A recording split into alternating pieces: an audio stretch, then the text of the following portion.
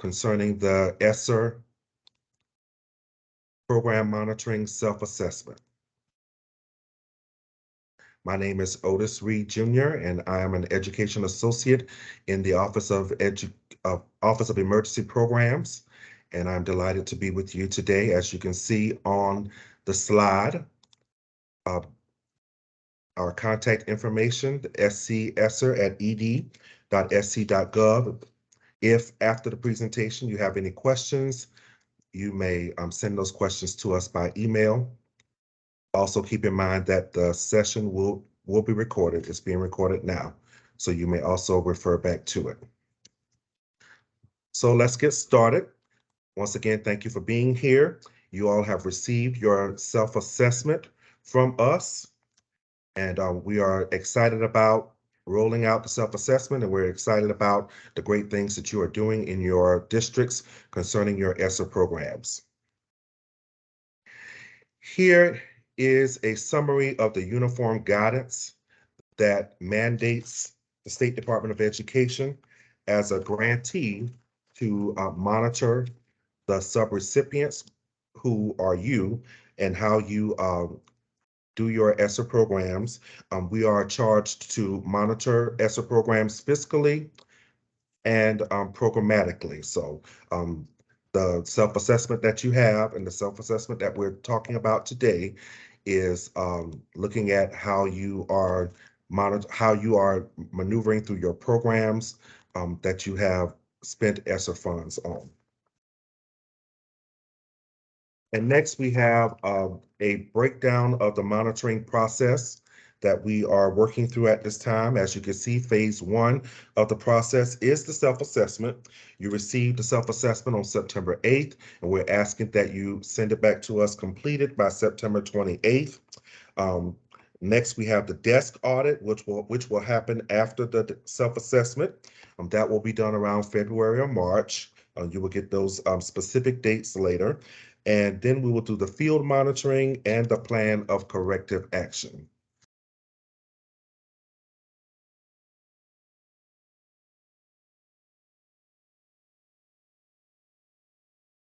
Excuse me 1 minute as I advance to the next slide.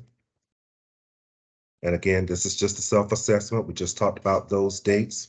You have it, and we are looking forward to getting it back from you on September 28th. A few general guidelines concerning the self-assessment. As you saw on the self-assessment, you will be using rubrics to assess your responses to the questions that we asked you. We're asking that you be very honest and very transparent with us, because if there are any insufficient details or unanswered questions, that may lead us to have to progress you to the desk audit, or it may cause us to have to contact you over and over again to ask for more details and more documentation. So we ask that you take your time and answer all questions appropriately and sufficiently throughout the self-assessment. Your responses will be reviewed for accuracy based on the plans that you previously gave us. So we will be comparing the answers that you give us on your self-assessment to the approved ARP ESSER plan that you have. So everything that is reflected on the self-assessment should also be reflected on your approved ARP ESSER plan, and it should also account for any amendments that were approved since your plan was approved. All of your ratings that you enter throughout the self-assessment will be automatically filled on the overview page on page 29, and we'll talk more about that a little bit later. Okay, the first part of the self-assessment is the high-level approved budget. Again, this should reflect your approved ARP ESSER plan. It should also reflect any amendments that were approved for you. So we're just asking that you give back to us the budget that was approved for your district. At the bottom, you will see that we asked for a total of the money. And again, your award should be reflected here on this page, your total award.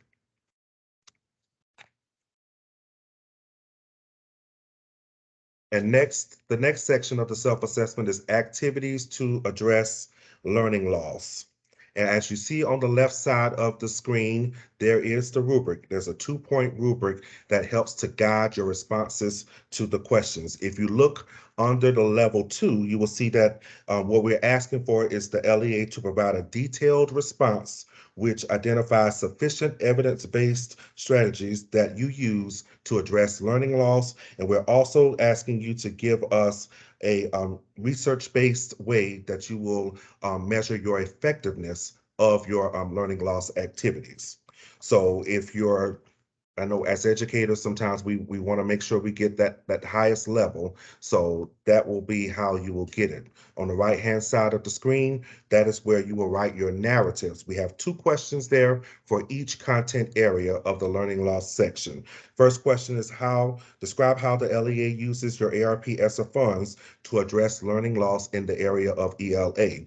And you will do that for math and social emotional learning and other activities as well. Then the next question asks, what processes does the LEA have in place for measuring the success and the effectiveness of the activities and strategies that you have planned for addressing learning loss in English language arts? We're asking for detailed narratives, but those narratives can also be written in the form of a bulleted list. So whatever works best for you, you may give it to us that way. The important thing is looking at the rubric, we want detailed responses, we want transparency, and we want your honesty about what you're doing to address learning loss. And the next section of the self-assessment is activities to address, excuse me, it's your activities for other ARP ESSER funds. And this is where we have a 5-point rubric here, as you see on the screen. We're asking you to calculate for us, and I'm going to give you some examples in a minute, of how far along you are in implementing your activities for the 15 allowable categories, okay? On the left side of the screen are the directions for doing that. On the right side of the screen is the rubric that you will use to assess your level of implementation. And as you can see, at this time, instead of looking at level 5, let's look at level 3, because everybody's not going to get a 5 at this point in the game, and that's okay. We're not expecting everything to be complete at this moment. Remember, we're looking at your level of implementation. We want to see if you have begun the process of maneuvering through your planned activities for every allowable category. So if we look at level 3, Level 3 says that you have implemented 50% to 74% of the planned activities for that allowable category. You have allocated funds for that allowable category, and you are on your way toward the completion of it. So let's look at the next screen. Here's an example of an allowable category and a component of the self-assessment. This one is improving indoor air quality. If you look on the left-hand side of the slide, the first question is, did the LEA allocate funds for improving indoor air quality? That's a simple yes or no. If your answer is no, then you will skip the rest of the questions for that allowable category. That's if your answer is no, you will not have to answer the remaining questions for that particular allowable category. However, if your answer is yes, we do ask that you continue to answer all the rest of the questions for that allowable category. And you'll see in that box at the bottom of the screen on the left-hand side that we're asking you to explain your rating. And in a minute, we're going to talk about how we're going to get those ratings, how we're going to get the level of implementation. But on the right-hand side of the slide, you will see that we're asking if you need technical assistance for any allowable category. Okay, and the reason for that is we are here to help you. We want you to be in compliance. We want your programs to be successful. When you are in compliance and when you are successful, we are successful as a state. So our goal is to help you become successful. There are no points given or not given for asking for technical assistance. We want you to know that we are here for you to help you. We want to help you. We want you to be successful because we want our entire state to be successful in our implementation of ESSER programs. So please ask for help if you need it. Again, I gave you the email address earlier, and I'll give it to you again. If you need help, you can always ask. If you need assistance in completing the self-assessment, we're here to provide that as well. So here's an example of what you would do to calculate your rate of progress, which includes your level of implementation and your rate of implementation. If you look on the left-hand side of the screen, here's an example of what a district has planned to do to improve indoor air quality. And I'll give you a second just to skim through their narrative.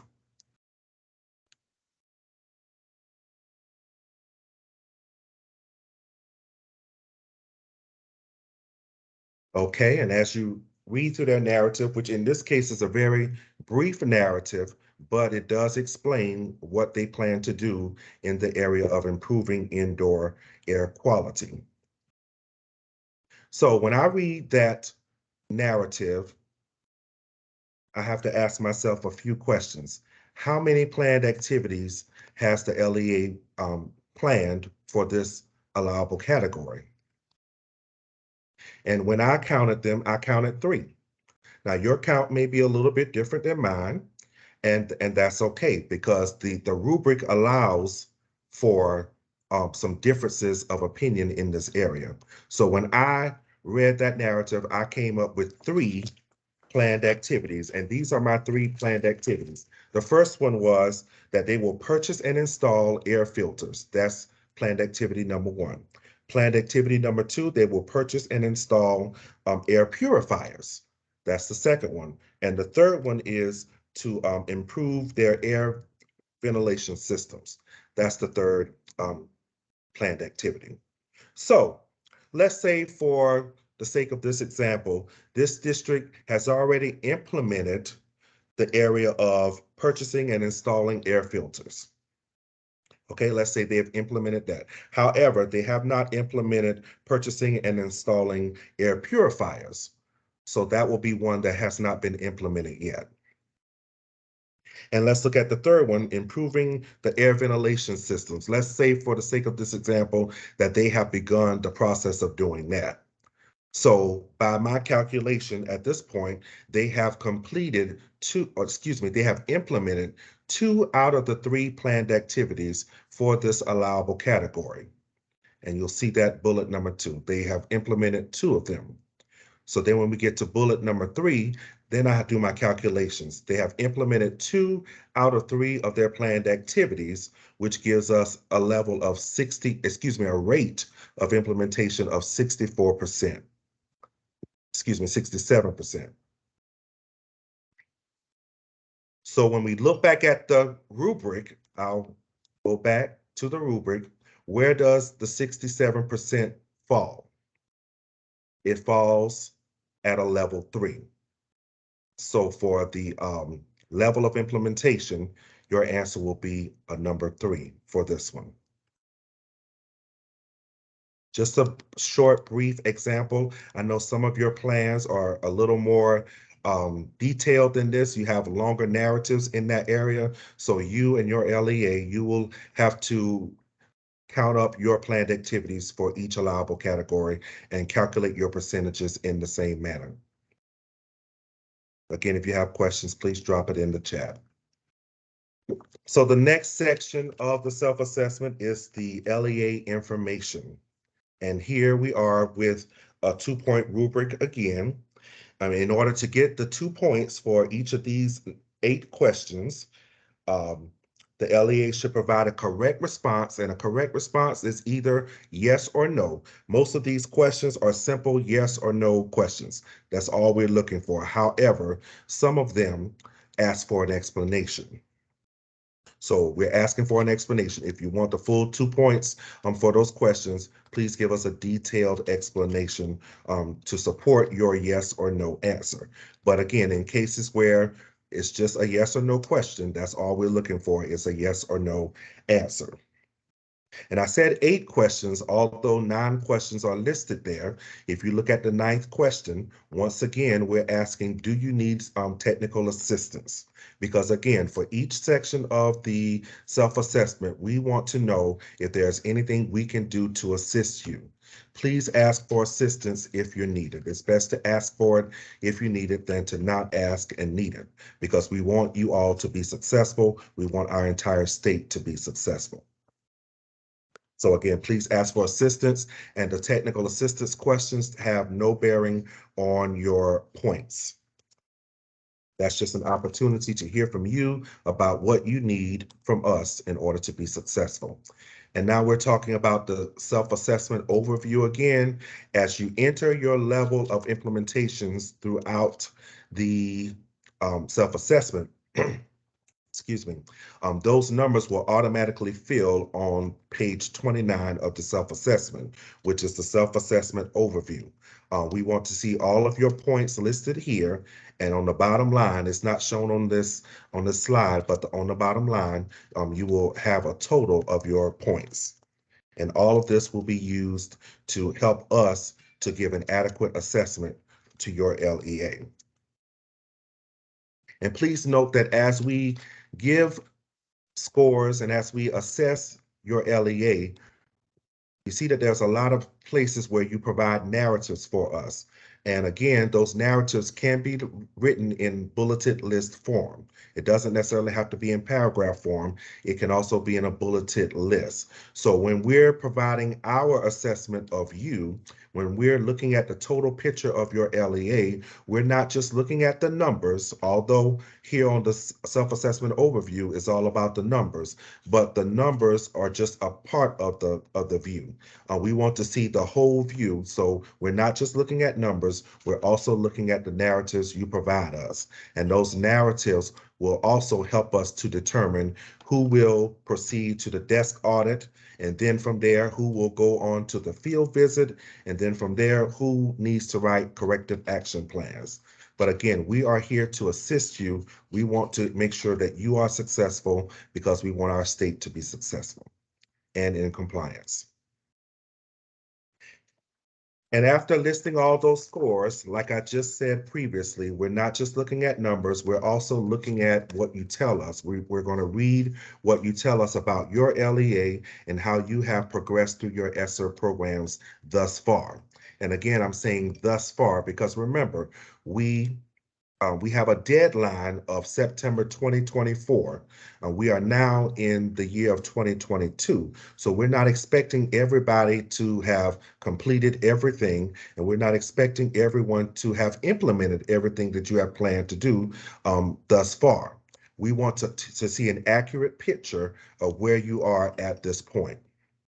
And hopefully we can see how you will progress in the future to meet the spending deadline. And again, that spending deadline is September 2024. So we're asking you for your strengths and weaknesses here. Please give us an accurate depiction of your strengths, and please give us an accurate depiction of your weaknesses. These can be written in paragraph form, they can be written in bulleted form, but please be transparent with us about where you are in your ESSER programs. Because when we get to the field visits, we're not going to just visit districts where there may be some issues that need to be corrected. We also want to see those districts that are really having lots of success with their programs as well. So when we come to you, we want to see what you have done. We want to see where you are in your ESSER programs.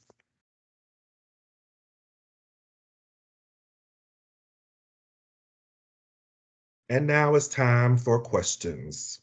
If you have any questions, you may drop them in the chat, the Q&A tab as well.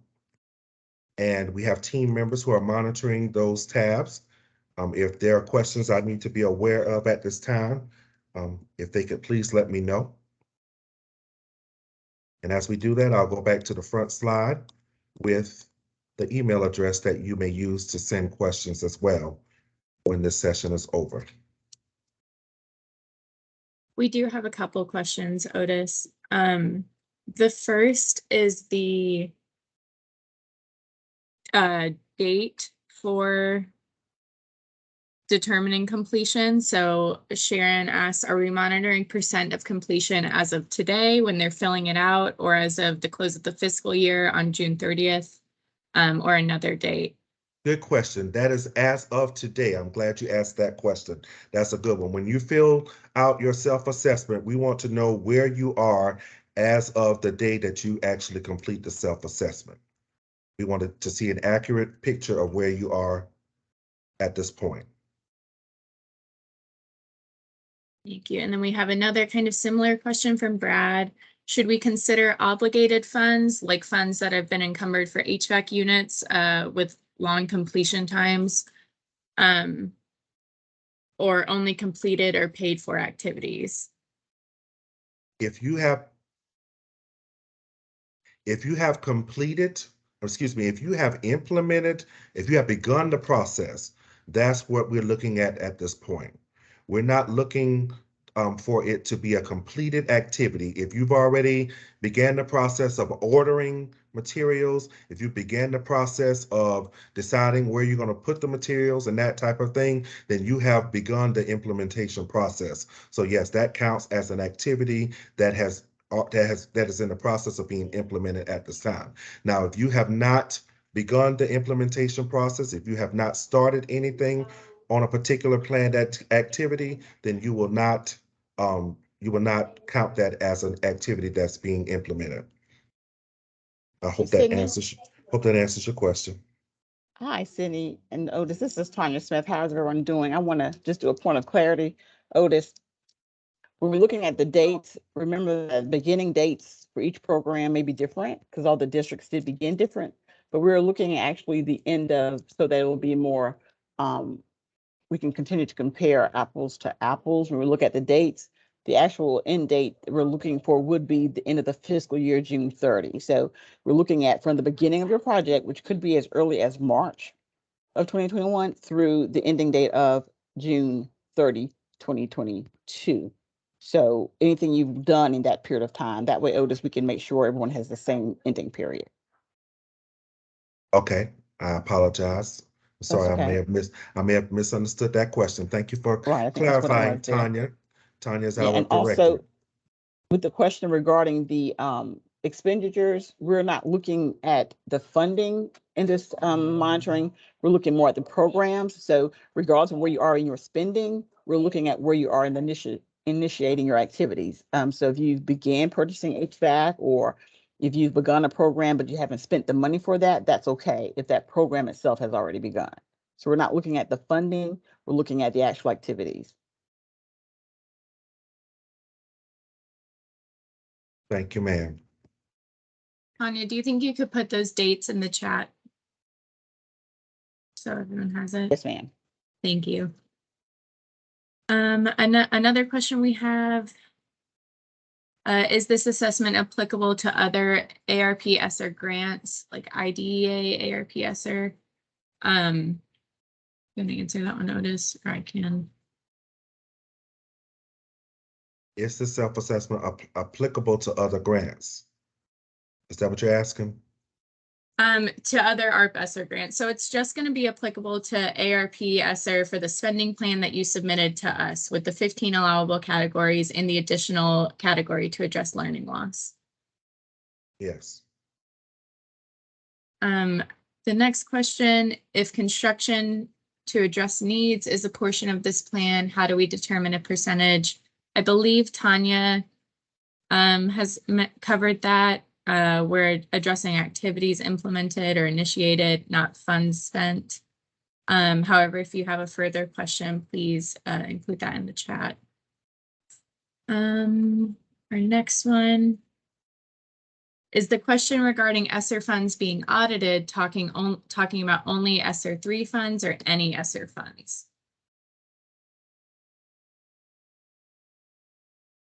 This is Tanya. Again, keep in mind that we're not talking about the funds. The funds are audited through our audit service department. So that is will be done by a separate entity. We're just auditing or monitoring your activities as required by the regulations. But I think this person might be referring to page 28 of the self-assessment. Question 2, has the LEA been Okay. audited by the SCDE Audit Services Department concerning ESSER funds? And I believe this question will refer to any ESSER funds Yes, because by if the you, audit department. right, if they've already done your audit, I know some of them have completed their ESSER one audits. We just want to know that so that if you had a corrective action plan in place, and we can make sure that you're moving on that corrective action plan, or if you need any assistance with that plan, we want to make sure that we do all we can to keep you in compliance. So we're just trying to see if you have been audited and have you completed all the requirements of that audit. Perfect. How will consolidated districts be handled? Will 2 separate self-assessments be required or a consolidated one? Please advise. It will be one monitoring, since the district is now just the one district. So for those districts, yes, we will come in and monitor the consolidated district, but you will still be held accountable for the other activities in those other districts before you guys came together.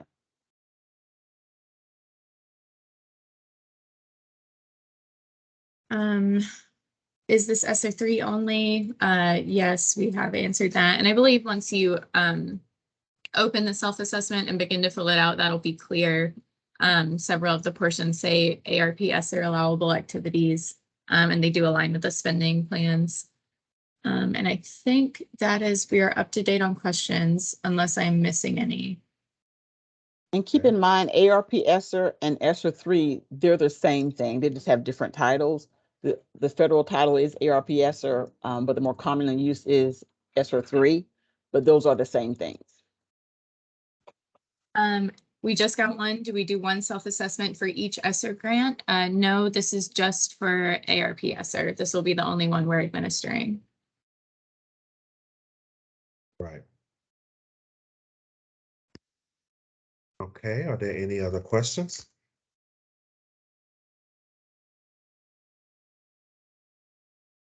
If consolidation happened July 1, will separate assessments be required as of June 30? That's a good question, Ms. Williams. We'll get back to you on that. I need to kind of talk with the team and maybe get back with you and some of the other consolidated districts to see the best way to measure that. So it won't count against you, but you guys will have the information that we need. So we'll get back to you about those consolidated districts.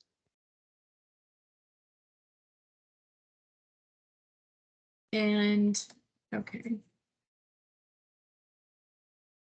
If an amendment has been submitted and approved since June 30, do we still enter our budget as of 6/30 or most updated budget? Enter that budget as of June 30th, the most updated budget through June 30th.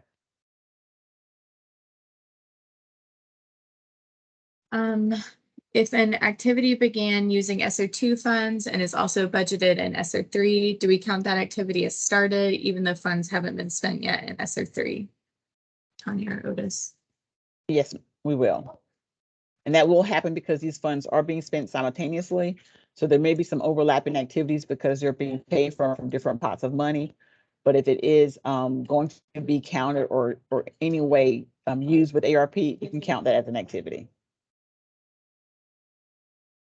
And then we got another question about audits, but I want to pull up. Okay.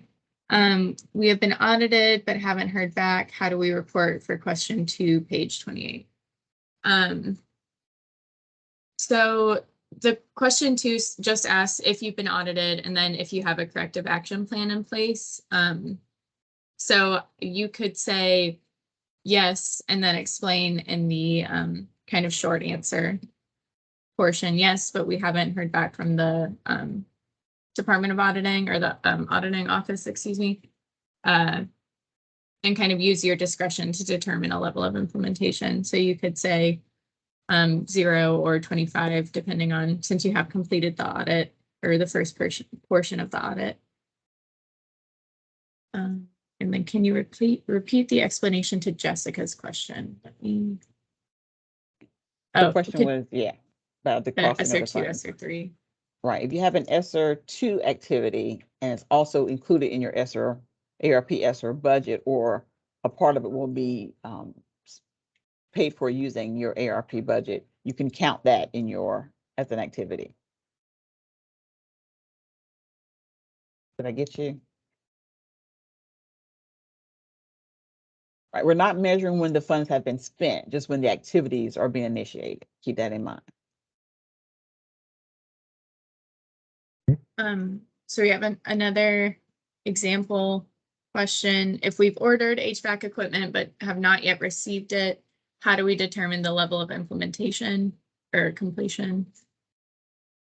I think I would count that as completed. You're just waiting on, what you have to do for that has been done. You're just waiting on it to come in. So you have ordered the equipment, and that process has been completed. So I wouldn't hold it against you all because the information hadn't come in yet.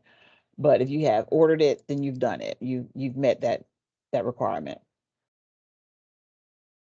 And I also think it's important to keep in mind there is an explanation portion for each category. So there is room to explain, we've ordered the equipment, we haven't been able to install it yet because it's taken so long to get here.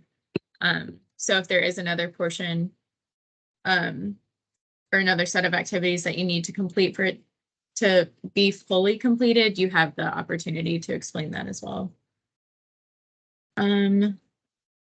We have a question, what if activities have changed after June 30th of this year? We'll catch that on our self-assessment for next year.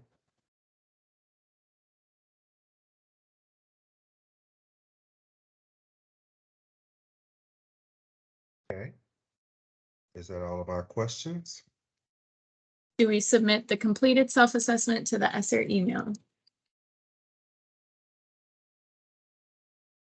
Yes. Yes.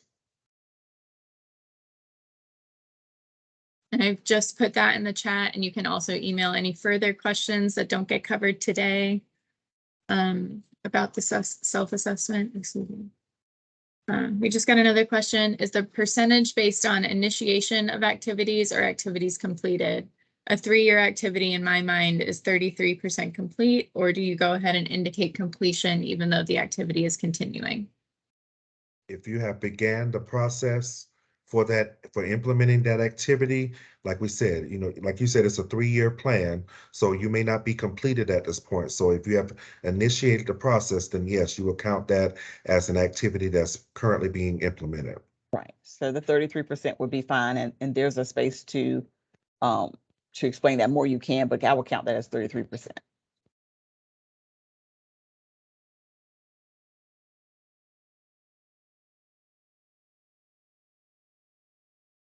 Okay, if there are no other questions, we want to once again thank you all.